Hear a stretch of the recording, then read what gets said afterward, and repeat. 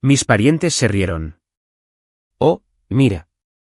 La chica sin dinero está en la subasta. No dije nada.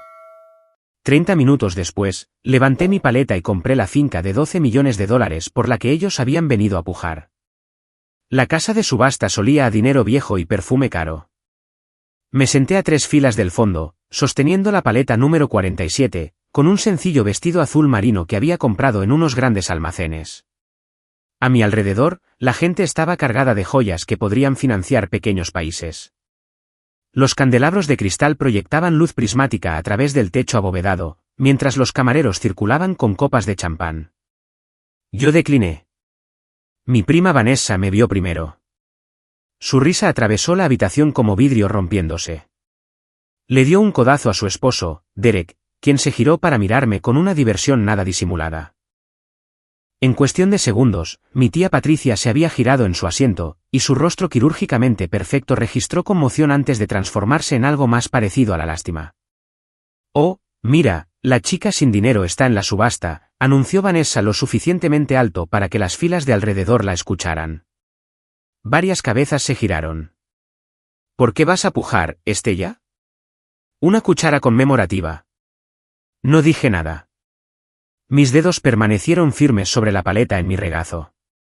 El tío Gerald se unió a la burla a continuación. Esto no es una colecta de caridad, cariño. Aquí no aceptan cupones. Su vientre se sacudió de risa ante su propia broma. La tía Patricia le tocó el brazo cariñosamente, mientras su brazalete de diamantes captaba la luz. Siempre habían sido así. Cada reunión familiar, desde que tengo memoria, había presentado alguna variación de su condescendencia.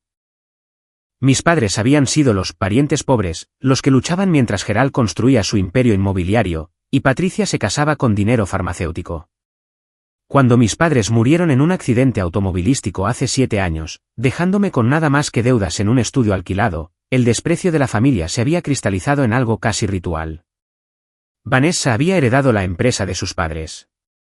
Su hermano, Timothy, dirigía 3 concesionarios de coches de lujo en todo el estado. Incluso mi prima menor, Bridget, de apenas 25 años, se había casado con un gestor de fondos de cobertura y vivía en un ático con vistas al puerto. Mientras tanto, yo trabajaba como analista financiera en una empresa mediana, tomaba el metro para ir al trabajo, y compraba mi ropa en rebajas. Lo que ellos no sabían, podría llenar volúmenes. El subastador tomó su posición en el podio, un hombre distinguido de unos 60 años, con cabello plateado y gafas sin montura. Dio la bienvenida a todos a la subasta de la finca Whitmore, explicando que la venta de hoy incluiría muebles, obras de arte, y en última instancia, la joya de la corona, la finca misma, una propiedad de $12 millones que abarcaba 47 acres, con la casa principal, la casa de huéspedes, los establos y un lago privado. Vanessa le susurró algo a Derek. Él sonrió y le apretó la rodilla. Habían venido por la finca. Lo sabía porque Vanessa había publicado incesantemente sobre ello en las redes sociales durante 3 semanas. Finalmente consiguiendo la casa que merecemos, decía un pie de foto, acompañado de una foto de ella y Derek en una visita anterior. Los comentarios de los miembros de la familia habían sido efusivos. La tía Patricia había escrito, muy orgullosa de ambos. El tío Gerald había añadido, ya era hora de que un Whitmore viviera en la finca Whitmore de nuevo. La finca Whitmore había pertenecido originalmente a nuestro tatarabuelo, construida en 1887 cuando su negocio maderero lo había convertido en uno de los hombres más ricos de la región. Había pasado por varias manos a lo largo de las décadas, y ahora unos primos lejanos la estaban vendiendo.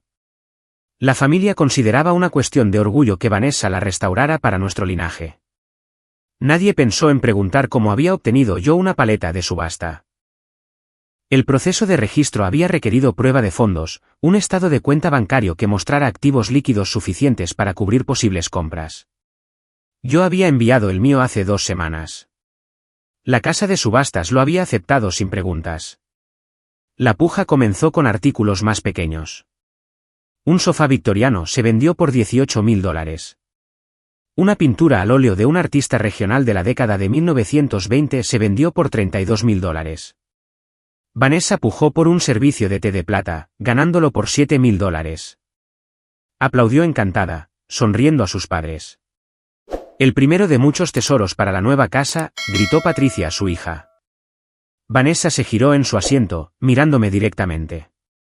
Sabes, Estella, si necesitas ayuda para entender cómo funcionan las subastas, podría explicártelo. Odiaría que pujaras accidentalmente por algo que no puedes permitirte y te avergonzaras. Aprecio la preocupación, respondí con calma. Estoy bien. Derek resopló. Probablemente esté aquí por la experiencia. Ya sabes, para ver cómo vive la otra mitad.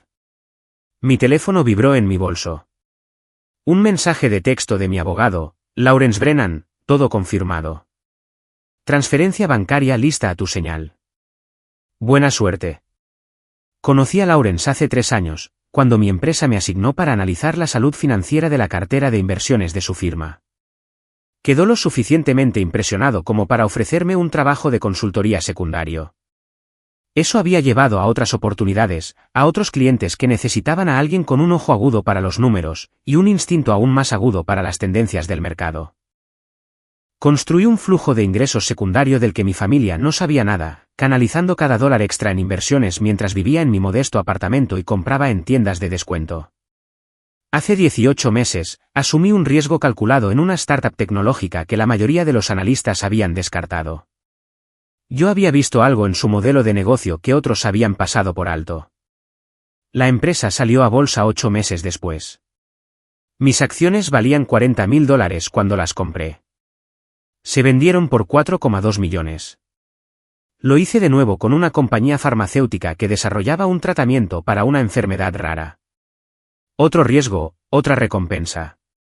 Luego estuvo el fideicomiso de inversión inmobiliaria que todos decían que estaba sobrevalorado. Estudié los datos, reconocí el patrón e invertí fuertemente. 6 meses después, me retiré con otra ganancia sustancial. Mis activos líquidos actuales totalizaban poco más de $19 millones. Mi familia no tenía idea. Todavía pensaban que yo era la chica que había aparecido en la cena de Navidad hace 2 años con un abrigo de una tienda de segunda mano. El subastador avanzó eficientemente a través de la lista de lotes.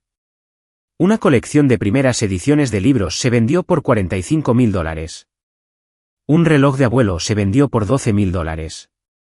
Vanessa pujó por varios artículos más, perdiendo algunos y ganando otros. Cada vez que ganaba, se giraba hacia sus padres en busca de aprobación, y ellos asentían como la realeza reconociendo el tributo de un súbdito. Timothy llegó tarde, deslizándose en el asiento junto a Gerald. Susurró algo que hizo reír a su padre. Bridget se sentó junto a Vanessa, con su anillo de compromiso tan grande que parecía casi arquitectónico. Lote 47, anunció el subastador. Un juego completo de cubiertos de plata esterlina, circa 1910, servicio para 24 personas. Comenzamos la puja en $5.000. Vanessa levantó su paleta de inmediato. Alguien al otro lado de la sala contraofertó. El precio subió a 8.000, luego a 9.000. Vanessa subió a 1.0000 y ganó. Realmente chilló de emoción, abrazando a Bridget. Las piezas principales vinieron después. Un candelabro que había colgado en el salón de baile de la finca se vendió por $78.000 a un comerciante en la primera fila. Una barandilla de escalera de caoba tallada, rescatada durante renovaciones, se vendió por $42.000. La puja se volvió más intensa. Voces más agudas, paletas levantándose más rápido. La tía Patricia se inclinó hacia Gerald. La finca debería salir pronto. Asegúrate de que Vanessa no se pase del presupuesto. Gerald agitó la mano con desdén. Tenemos para 12,5. Eso debería ser más que suficiente. Vanessa tenía preaprobado un préstamo. Sus padres eran CEO firmantes. Juntos, habían reunido lo suficiente para lo que asumían sería una oferta ganadora. Gerald tenía conexiones y había hecho llamadas. Le habían asegurado que el interés en la propiedad era mínimo. La mayoría de los compradores se sentían intimidados por los costos de mantenimiento y la distancia de la finca a la ciudad. 12 millones la asegurarían cómodamente. Lote 93, dijo el subastador, y la sala quedó en silencio. La finca Whitmore. 47 acres que comprenden la residencia principal, la casa de huéspedes, las instalaciones de los establos y el lago privado. La propiedad se vende tal cual, con todas las inspecciones disponibles para su revisión. La puja comenzará en $8 millones. La paleta de Vanessa se disparó hacia arriba antes de que el subastador hubiera terminado de hablar. Un hombre cerca del frente levantó su paleta. Luego otro postor, una mujer con un vestido rojo. El precio subió a 9 millones, luego a 9,5. Vanessa siguió pujando, con el rostro enrojecido por la emoción. Derek tenía el brazo alrededor de sus hombros. Patricia juntó las manos como si estuviera rezando. Gerald observaba con la expresión satisfecha de un hombre cuyos planes se desarrollaban exactamente como esperaba. La puja alcanzó los 11 millones. La mujer de rojo se retiró. El hombre cerca del frente subió a 11,2. Vanessa contraofertó con 11,4. El hombre vaciló, luego sacudió la cabeza. 1140000, dijo el subastador. ¿A la una? Vanessa ya estaba celebrando. Bridget la abrazó. Patricia se secó los ojos dramáticamente. Gerald sacó su teléfono, probablemente para comenzar a enviar mensajes de texto sobre su victoria. Levanté mi paleta. Los ojos del subastador me encontraron de inmediato. $11.600.000 de la paleta 47. La sala se giró. La sonrisa de Vanessa se congeló en su rostro. El brazo de Derek cayó de sus hombros. La boca de Patricia se abrió en una pequeña O de sorpresa. Gerald bajó su teléfono, mirándome lentamente como si me hubiera materializado de la nada. Estella, la voz de Vanessa salió estrangulada. ¿Qué estás haciendo? No respondí. El subastador miró a Vanessa expectante. Ella miró a su padre, con pánico. Gerald. Una carta en particular llamó mi atención. Era de mi tatarabuelo a su hijo, fechada en 1923. En ella, escribía sobre la importancia de construir algo que perdurara, algo que no pudiera ser arrebatado por crisis de mercado o recesiones económicas. La tierra y la propiedad son la única riqueza verdadera, había escrito con letra cuidadosa. Todo lo demás son solo promesas de papel. Había perdido la mayor parte de su fortuna en la depresión que siguió unos años después, lo sabía por historias familiares. La finca había sido vendida para cubrir deudas, pero al leer sus palabras, sentí una extraña conexión a través del tiempo. Él había entendido algo fundamental sobre la riqueza, sobre la diferencia entre tener dinero y construir un legado. Mi teléfono sonó, rompiendo el silencio. Lawrence Brennan. Tengo los informes de inspección, dijo sin preámbulos. El ingeniero estructural dice que los cimientos son sólidos. Se necesita algo de trabajo en el techo, obviamente, y los sistemas de plomería y electricidad están completamente obsoletos, pero nada catastrófico. ¿Cuál es el costo estimado para la restauración completa? Estimación conservadora, 4 millones. Si quieres hacerlo bien, con materiales precisos de la época y sistemas modernos debidamente ocultos, estás mirando más cerca de 6 o 7 millones. Hice los cálculos rápidamente. Incluso con 7 millones, mi inversión total estaría por debajo de los 20 millones. La propiedad se tasaría en al menos 25 millones una vez restaurada, probablemente más. Hagámoslo bien, dije. Pensé que dirías eso. Te estoy enviando la información de contacto de 3 firmas de arquitectura que se especializan en restauración histórica.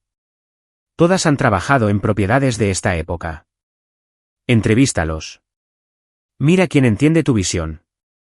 Las entrevistas tomaron 2 semanas. La primera firma quería modernizar todo, vaciar el interior y reconstruir con inspiración histórica. Les agradecí cortésmente y los despedí. La segunda firma entendía mejor la preservación, pero su cronograma se extendía a 3 años. La tercera firma, dirigida por una mujer llamada Catherine Woodward, recorrió la finca con reverencia. Esto es magnífico, susurró, pasando la mano por el poste tallado de la escalera principal. La artesanía es extraordinaria. ¿Ves este trabajo de detalle? Ya no los hacen así porque nadie puede pagar las horas de trabajo. Esto es antes de las herramientas eléctricas, antes de la producción en masa. Cada centímetro de este tallado se hizo a mano. ¿Puedes restaurarlo?, pregunté. Puedo hacer algo mejor que restaurarlo. Puedo devolverlo exactamente a lo que estaba destinado a ser. Se giró para mirarme, con expresión intensa. Pero no será barato, y no será rápido. Necesitaremos maestros artesanos. Tendremos que conseguir materiales que ya no están fácilmente disponibles. Algunas cosas tendrán que hacerse a medida utilizando técnicas de la época. ¿Cuánto tiempo? 18 meses, posiblemente 2 años. Y estamos hablando de 7 a 8 millones como mínimo, tal vez más si nos encontramos con problemas inesperados, lo cual sucederá. ¿Cuándo puedes empezar? Su sonrisa fue brillante. Tendré los planos preliminares para ti en 2 semanas. Mientras Catherine trabajaba en los planos arquitectónicos, yo manejaba el desastre de relaciones públicas que mi familia había creado. Aparentemente, Vanessa le había dicho a todos sus conocidos que la habían estafado con la finca. Aparecieron publicaciones en las redes sociales de primos que apenas conocía, pintándome como vengativa y cruel. Uno de los socios comerciales de Geral incluso me llamó, sugiriendo que estaba dañando la unidad familiar. Unidad familiar, repetí en el teléfono. Interesante concepto. ¿Dónde estaba la unidad familiar cuando me llamaron, la chica pobre, en una subasta pública? ¿Dónde estaba durante cada cena de Navidad donde hacían bromas sobre mi ropa? ¿Dónde estaba cuando Vanessa publicó mi foto en línea con un pie de foto burlándose de mí por comer comida gratis en eventos familiares? Silencio al otro lado. Eso pensé, continué. Dile a Geral que si quiere hablar de unidad familiar, puede empezar por disculparse por 2 décadas de condescendencia. Hasta entonces, no me interesa su opinión sobre mis compras de propiedades. Colgué, sintiéndome extrañamente liberada. Durante años, había absorbido su burla en silencio, diciéndome a mí misma que no importaba, que elevarse por encima significaba permanecer en silencio. Pero el silencio solo había permitido su comportamiento. Decir la verdad claramente y sin disculpas se sentía poderoso. La historia se extendió más allá de los círculos familiares. Un periodista de negocios del periódico local me contactó, interesado en hacer un reportaje sobre mujeres inversoras exitosas. Acepté una entrevista, controlando cuidadosamente la narrativa. Discutí mi estrategia de inversión, mi enfoque analítico y la importancia de la gratificación diferida. Mencioné la finca familiar solo brevemente, enmarcándola como una inversión sólida en una propiedad histórica en apreciación. El artículo se publicó con el titular, de analista financiera multimillonaria, la historia de éxito de inversión de una mujer local. Mencionaba mi edad, mis antecedentes, la muerte de mis padres y mi enfoque metódico para construir riqueza. El reportero me citó diciendo, el éxito no se trata de parecer exitoso. Se trata de ser realmente exitoso. Esas son cosas muy diferentes. Vanessa me llamó después de que salió el artículo. Casi no contesto, pero la curiosidad ganó. Nos estás haciendo quedar mal a todos, dijo sin saludar. Estoy contando mi historia. Si eso te hace quedar mal, tal vez deberías examinar por qué. Podrías habernos advertido al menos. ¿Sabes cuántas personas me han enviado ese artículo? ¿Cuántos de mis amigos están preguntando por qué tienes más dinero que yo? Tal vez diles la verdad, que gastaste tu herencia en artículos de lujo y estatus social mientras yo invertí la mía. ¿Qué asumiste que la pobreza significaba estupidez? Que nunca te molestaste en mirar debajo de la superficie. Esto es tan típico de ti, espetó Vanessa. Siempre haciéndote la víctima. Siempre haciendo que todo se trate de cómo supuestamente te hicimos daño. Nombra una sola vez, dije en voz baja, en los últimos 10 años que me hayas tratado con genuina amabilidad. Una vez que me hayas invitado a algo sin dejar claro que yo era un caso de caridad. Una vez que me hayas incluido sin hacerme sentir menos. Ella no pudo. El silencio se extendió entre nosotras como un abismo. La finca debería haber sido mía, dijo finalmente, con la voz quebrada. Se suponía que era mía. ¿Por qué? ¿Porque la querías? ¿Porque publicaste sobre ella en Instagram? Querer algo no te da derecho a ello, Vanessa. Ganártelo sí. Yo me lo gané. Terminé la llamada y bloqueé su número. No quedaba nada por decir. Los planos de Catherine llegaron exactamente 2 semanas después. El portafolio tenía 2 pulgadas de grosor y contenía dibujos detallados, especificaciones de materiales y un cronograma completo. Las hojas incluían fotografías históricas de la finca en su condición original, mostrando exactamente qué detalles debían restaurarse o recrearse. La atención al detalle era asombrosa. Comenzamos la restauración a principios de la primavera. El primer paso implicó documentar cuidadosamente todo antes de que comenzara cualquier trabajo. Los fotógrafos pasaron días capturando cada habitación, cada detalle, cada pieza de tela o papel tapiz original. Cualquier cosa salvable fue catalogada y preservada. Catherine había insistido en esto, explicando que la restauración se trataba tanto de entender lo que había sido como de crear lo que sería.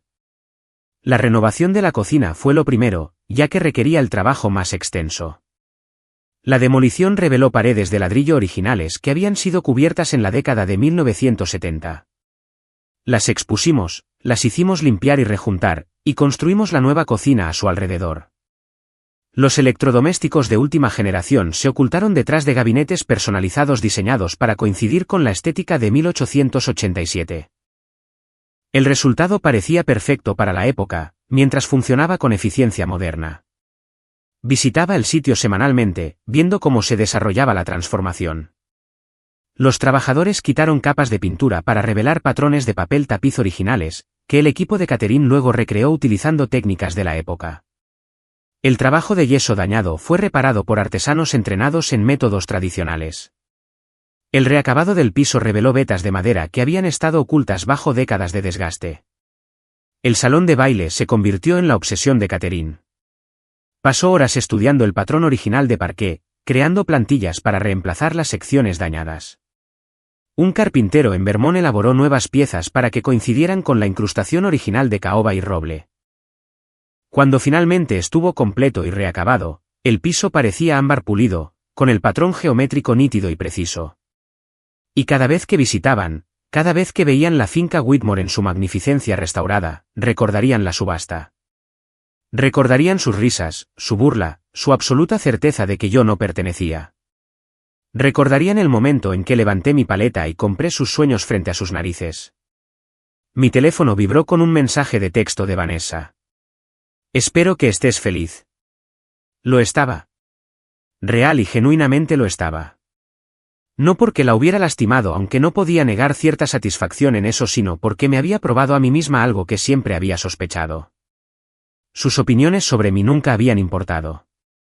Su burla se había basado en observaciones superficiales, en su incapacidad para ver más allá de sus propias definiciones limitadas de éxito. Habían medido la riqueza en bolsos de diseñador y coches de lujo, en publicaciones de redes sociales y membresías de clubes de campo. Yo la había medido en el crecimiento de la cartera y las inversiones estratégicas, en la acumulación silenciosa de activos reales en lugar del ruidoso desempeño del estatus percibido. Ellos jugaban un juego que pensaban que estaban ganando. Yo había estado jugando un juego completamente diferente. Las semanas posteriores a la subasta trajeron consecuencias inesperadas. La noticia se extendió rápidamente a través de nuestros círculos sociales sobre lo que había sucedido. Varios de los viejos amigos de mis padres se pusieron en contacto, personas de las que no había sabido nada en años. Siempre habían sabido que mi familia me menospreciaba. Dijeron que siempre pensaron que estaba mal. Ahora querían reconectar, felicitarme, decirme lo orgullosos que habrían estado mis padres. Una llamada me conmovió particularmente. Fue de Daniel Morrison, quien había sido el socio comercial de mi padre antes de que la empresa cerrara. Tu padre estaría en la luna, dijo, con la voz espesa por la emoción. Siempre dijo que tenías su cabeza para los números. Sabía que harías algo extraordinario algún día. Solo desearía que hubiera podido ver esto. Me encontré llorando, algo que no me había permitido hacer frente a mi familia. Gracias por decirme eso. Hablaba de ti todo el tiempo. Sabes, incluso después de que el negocio fracasó, incluso cuando las cosas eran más difíciles, él decía, al menos Estella heredó el buen sentido de ahorrar su dinero. Lo veía en ti incluso entonces. Después de colgar, me senté en mi apartamento mirando las pocas fotografías que tenía de mis padres, la cálida sonrisa de mi madre, la expresión pensativa de mi padre. Habían luchado financieramente, pero nunca habían sido tontos. Simplemente habían tenido mala suerte, atrapados en una recesión económica que destruyó su negocio y sus ahorros. Habían trabajado duro hasta el final, nunca pidiendo ayuda a Gerald o Patricia a pesar de saber que vendría con condiciones insoportables. Había aprendido observándolos. Había aprendido que el orgullo valía más que la lástima, que la dignidad importaba más que la comodidad. También había aprendido que la seguridad financiera era la única protección real contra las crueldades de personas como Gerald y Patricia. El dinero no podía comprar la felicidad, tal vez, pero podía comprar la libertad del juicio ajeno. Mi colega, Jennifer, me llevó a almorzar la semana después de que se publicara el artículo. Habíamos trabajado juntas durante 5 años, y ella nunca me había tratado de manera diferente por mi estilo de vida modesto.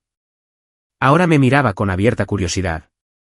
Tengo que preguntar, dijo, cortando su ensalada. ¿Cómo lo mantuviste en secreto? 19 millones de dólares, y nadie en el trabajo lo sabía. Nadie preguntó, dije simplemente. La gente ve lo que espera ver. Me vestía modestamente, conducía un coche viejo, traía el almuerzo de casa.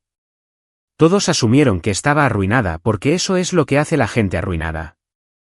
Nunca consideraron que la gente rica podría hacer las mismas cosas por razones diferentes. Pero, ¿por qué? ¿Por qué no disfrutarlo? Lo disfruté, solo que no de formas que fueran visibles. Disfruté viendo crecer mi cartera. Disfruté sabiendo que tenía seguridad. Disfruté de la libertad de no preocuparme por lo que nadie pensara de mi ropa o mi coche. Hice una pausa. Y honestamente, Jennifer, disfruté sabiendo algo que nadie más sabía. Hay poder en eso. Ella asintió lentamente. Tu familia debe haber perdido la cabeza. Eso es decirlo suavemente. Pero esa es la cuestión sobre las suposiciones. Cuando asumes que alguien es menos que tú, dejas de prestar atención a la evidencia que contradice esa creencia. Nunca cuestionaron por qué podía permitirme vivir en la ciudad con el salario de una analista. Nunca se preguntaron por qué no estaba ahogada en deudas. Solo vieron el abrigo de la tienda de segunda mano y decidieron que sabían todo sobre mi situación financiera. Bueno, por lo que vale, creo que lo que hiciste fue brillante, dijo. Y esa finca va a ser increíble cuando termines con ella. 2 meses después, me paré en el salón principal de la finca Whitmore mientras los contratistas revelaban sus planes para la restauración. La casa tenía una buena estructura. Me aseguraron que el trabajo sería extenso pero valdría la pena. Ya había aprobado un presupuesto que hacía que los 12 millones de Vanessa parecieran modestos. La reunión familiar esa Navidad fue diferente. La organicé en la finca aunque la restauración aún estaba en marcha. Vinieron porque la curiosidad pesaba más que el orgullo, y porque rechazar una invitación habría significado admitir la derrota. Gerald apenas me habló. Patricia hizo una pequeña charla incómoda sobre el clima. Vanessa evitó el contacto visual por completo, pero Timothy se me acercó en privado en la biblioteca, lejos de los demás. Te debo una disculpa, dijo en voz baja. Te tratamos terriblemente. Yo te traté terriblemente. No te merecías eso. Lo estudié, buscando signos de manipulación o una agenda oculta. Solo encontré remordimiento genuino. Gracias por decir eso. Por lo que vale, estoy impresionado. Lo que hiciste, construir ese tipo de riqueza mientras dejabas que todos pensaran que estabas luchando. Eso requiere una disciplina e inteligencia increíbles. Yo no podría haberlo hecho. Podrías haberlo hecho, dije. Elegiste no hacerlo. Hay una diferencia. Asintió lentamente. Es justo. Escucha, sé que probablemente no creerás esto, pero me alegro de que te hayas quedado con la casa. Vanessa la habría convertido en otro símbolo de estatus. A ti realmente te importa la historia, el legado. Eso importa. Tal vez lo decía en serio, tal vez no. De cualquier manera, era más de lo que cualquier otra persona había ofrecido. Hablamos un rato sobre los planes de restauración, y me encontré disfrutando de la conversación. Tal vez no todos los puentes tenían que permanecer quemados. La finca se terminó 14 meses después de que la compré. La restauración había superado todas las expectativas. La carpintería original brillaba bajo la nueva iluminación. El papel tapiz apropiado para la época adornaba las paredes que habían sido cuidadosamente reparadas. El candelabro del salón de baile, el que se había vendido por separado en la subasta, lo rastreé y se lo compré al comerciante por el triple de lo que pagó. Colgaba en su ubicación original, ahora con prismas de cristal proyectando patrones de arcoíris a través de los pisos de parqué restaurados. Organicé la gran inauguración un sábado de mayo. 300 invitados caminaron por habitaciones que se veían exactamente como en 1887, con comodidades modernas ocultas discretamente detrás de detalles de época. Los miembros de la sociedad histórica elogiaron la precisión de la restauración. Las revistas de arquitectura solicitaron sesiones fotográficas. El periódico local publicó un reportaje especial: Mujer local restaura finca familiar a su antigua gloria. Vanessa vino a la inauguración. También Derek, Gerald, Patricia y el resto de ellos. Caminaron por mi casa con expresiones de cortesía forzada que no podían ocultar del todo su amargura. Les di un recorrido personal, explicando cada detalle de la restauración, los desafíos superados, la precisión histórica lograda. Fui amable, informativa y gentil. También me aseguré de que vieran el retrato. Lo encargué específicamente para la gran inauguración. Una pintura al óleo de tamaño real de mí, con vestido de época, parada frente a la finca. Colgaba en el salón principal, imposible de no ver, directamente frente al retrato original de nuestro tatarabuelo, quien había construido la casa. El parecido familiar era inconfundible. El mensaje era claro: esta era mi casa, mi legado, mi victoria. Gerald se detuvo frente al retrato, mirándolo fijamente por un largo momento.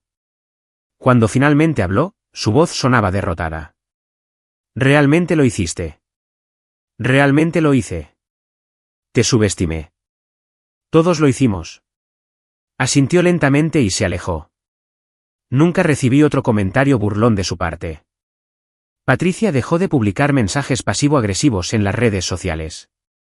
Vanessa me eliminó de sus amigos en línea por completo, lo cual consideré un regalo. La finca se convirtió en mi hogar, pero también en algo más. Establecí una fundación que ofrece programas de educación financiera para mujeres jóvenes de bajos ingresos. Organizaba talleres en la biblioteca de la finca, enseñándoles lo que había aprendido sobre invertir, sobre construir riqueza silenciosamente, sobre el poder de vivir por debajo de tus posibilidades mientras inviertes por encima de tu estatus. Algunas personas lo llamaban filantropía. Yo lo llamaba venganza de un tipo diferente. Cada mujer joven a la que enseñaba era otra persona que no juzgaría a los demás por su apariencia, que no asumiría que la pobreza significa estupidez, que no se burlaría de alguien por conducir un coche viejo o comprar en tiendas de descuento. Estaba creando una generación que miraría más allá de la superficie, que reconocería que la verdadera riqueza no siempre es visible. 5 años después de la subasta, vendí 3 acres de la finca para el desarrollo de viviendas de lujo. El margen de ganancia superó mis proyecciones iniciales. Mi patrimonio neto total cruzó los $40 millones. Todavía conducía mi sedán usado. Todavía compraba en rebajas. Todavía vivía sencillamente en muchos sentidos, aunque ahora lo hacía en una mansión restaurada de varios millones de dólares. La familia se ajustó gradualmente a la nueva realidad. Algunos, como Timothy, hicieron esfuerzos genuinos para reconstruir nuestra relación. Otros, como Gerald y Patricia, mantuvieron una distancia fría. Vanessa y yo nunca volvimos a hablar más allá de las cortesías forzadas en eventos familiares inevitables. Yo estaba bien con eso. A veces caminaba por los pasillos de la finca Whitmore a altas horas de la noche, solo yo y el silencio, y la casa que había visto a tantos Whitmore antes que a mí. Pensaba en ese día en la subasta, en sus risas y su certeza, y su completo malentendido de quién era yo. Pensaba en el momento en que levanté mi paleta, en la mirada en sus rostros, en la satisfacción que todavía me calentaba años después. La gente a menudo pregunta si me arrepiento de ser tan fría con ellos, tan calculadora en mi venganza. La respuesta es no. Habían pasado años asegurándose de que supiera que pensaban que yo no valía nada. Yo había pasado una tarde demostrando que no tenía precio. Eso parecía un intercambio justo. La chica pobre de la subasta había comprado más que una finca ese día. Compró respeto, reconocimiento, y la prueba innegable de que subestimar a las personas basándose en su saldo bancario es el error más costoso que puedes cometer. Y parada en mi mansión restaurada, rodeada por el legado que mi tatarabuelo había construido y que yo había reclamado, consideré que esos 12 millones de dólares estaban extremadamente bien gastados. Flashback a la guerra de pujas, Gerald estaba haciendo cálculos mentales, con el rostro enrojecido. Habían presupuestado 12, pero ese era su techo absoluto. Ir más alto requeriría activos líquidos que no tenían de inmediato. 1180000, dijo Vanessa, con voz insegura. Levanté mi paleta de nuevo. 12 millones. Los jadeos recorrieron la multitud. Esto era mejor entretenimiento de lo que nadie había esperado. El subastador parecía positivamente encantado, con su comisión subiendo con cada oferta. Derek agarró la muñeca de Vanessa, susurrando urgentemente. Ella sacudió la cabeza. Patricia se había girado completamente en su asiento, mirándome con horror no disimulado. Timothy se inclinó hacia adelante, tratando de entender lo que estaba pasando. 12,1, gritó Vanessa, con la voz quebrada. Mi paleta subió. 12,5. Gerald se puso de pie, con la cara morada. Ahora espera un momento. Estella, esto no es gracioso. No puedes posiblemente. Señor, por favor siéntese, dijo firmemente un empleado de la casa de subastas, apareciendo junto al codo de Gerald. Está interrumpiendo el procedimiento. Gerald se sentó, pero parecía que quería cometer un acto violento. Vanessa estaba llorando ahora, con el rímel empezando a correrse. Derek tenía la cabeza entre las manos. Estaban agotados. Incluso si pudieran reunir más dinero, tomaría un tiempo que no tenían. 1250000, repitió el subastador, mirando a Vanessa. Escucho 1270000. Silencio. Vanessa sacudió la cabeza mudamente. A la una por 1250000. El subastador hizo una pausa. A las 2. Otra pausa, más larga esta vez. Vendido a la paleta 47 por 1250000. El mazo cayó con un chasquido que pareció hacer eco en el repentino silencio. Me puse de pie, alisando mi vestido de grandes almacenes, y caminé hacia el frente para completar el papeleo. Cada ojo en la habitación me siguió. Los susurros comenzaron antes de que hubiera dado 3 pasos. La transacción tomó 40 minutos. Firmé documentos, autoricé la transferencia bancaria y acepté las llaves de la finca Whitmore con la misma calma que había mantenido durante toda la subasta. La directora de la casa de subastas, una mujer llamada Caroline, seguía mirándome como si tratara de reconciliar mi apariencia con la compra de 8 cifras que acababa de hacer. Felicidades, señorita Whitmore, dijo, entregándome una carpeta de cuero que contenía todos los documentos relevantes. Tendremos todo transferido a su nombre dentro de 5 días hábiles. La propiedad es suya. Cuando me di la vuelta, mi familia estaba esperando en el vestíbulo. Todos ellos. Gerald, Patricia, Vanessa, Derek, Timothy, Bridget, incluso algunos primos que apenas reconocía. Habían formado un semicírculo bloqueando mi camino hacia la salida. Explícate, exigió Gerald. Ahora mismo.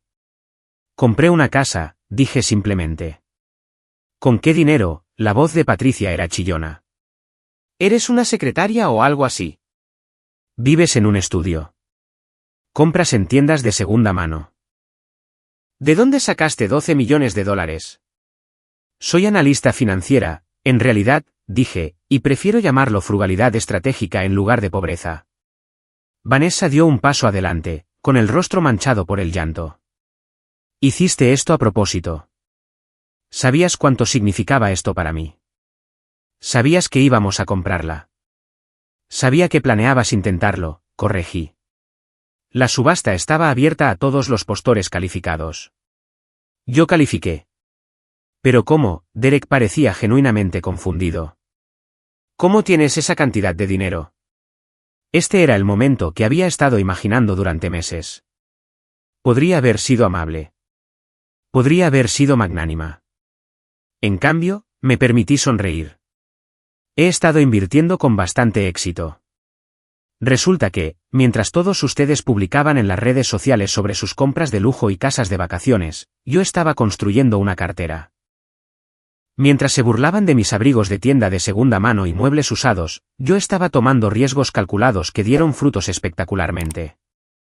Mientras asumían que yo era demasiado estúpida y demasiado pobre para llegar a ser algo, yo me estaba convirtiendo en la persona más rica de esta familia.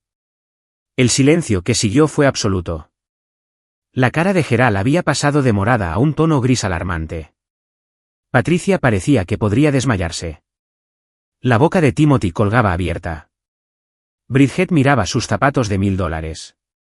Estás mintiendo, dijo Vanessa. Pero no había convicción en su voz.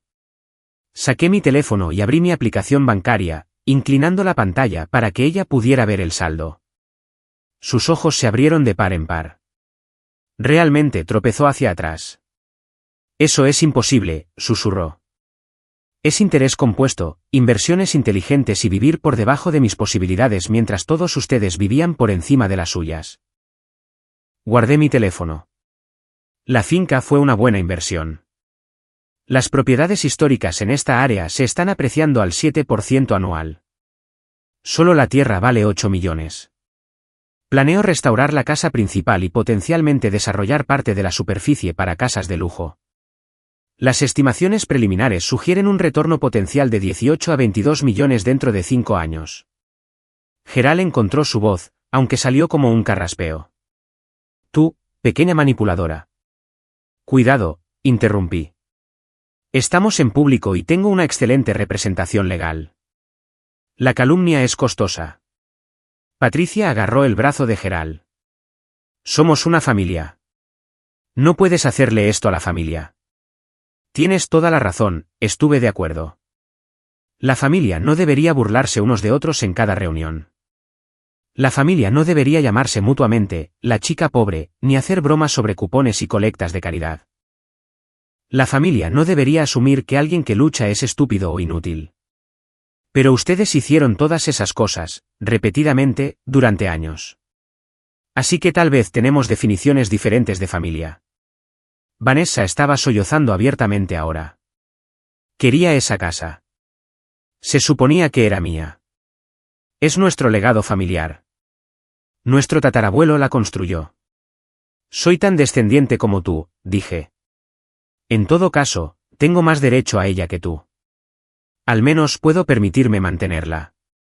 Derek intentó un enfoque diferente. Estella, sé razonable. Vanessa ha tenido su corazón puesto en esto durante meses.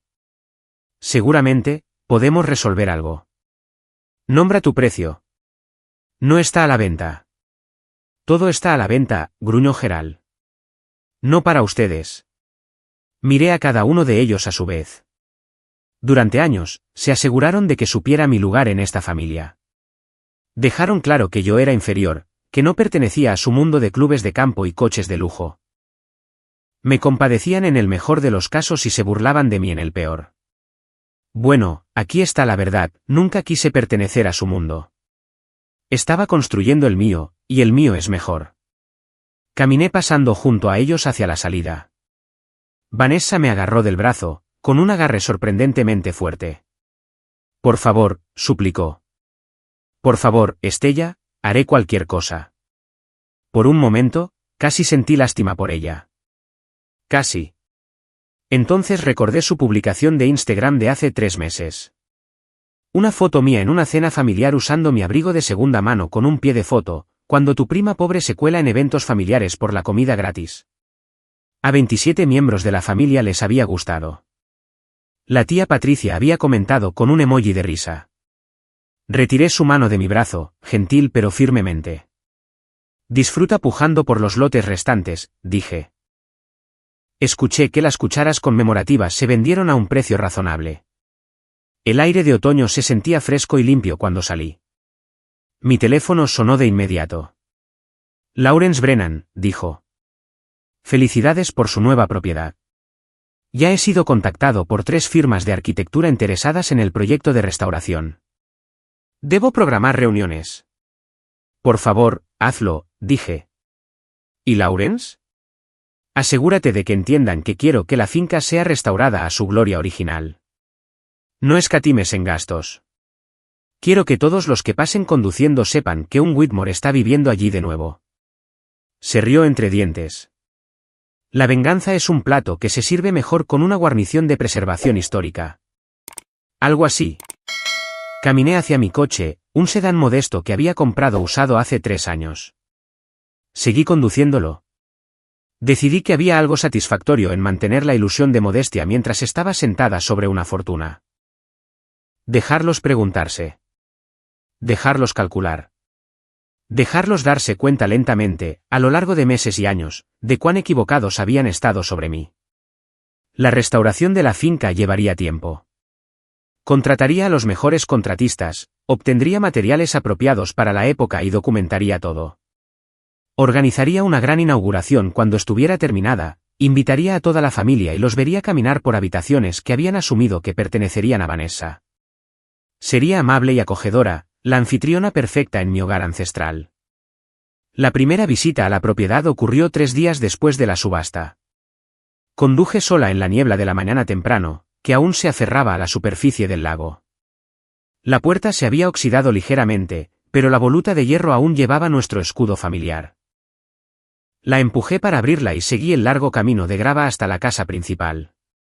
Verla en persona, verdaderamente mía, se sintió diferente a lo que había anticipado.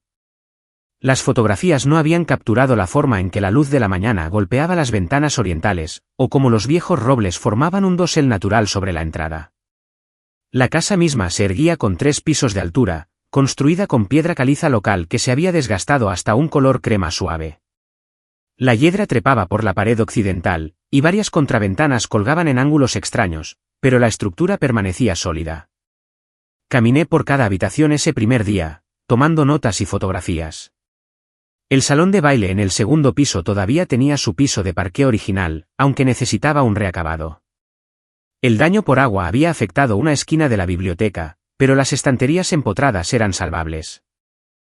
La cocina era un desastre de la década de 1970, una renovación desafortunada que necesitaría una eliminación completa.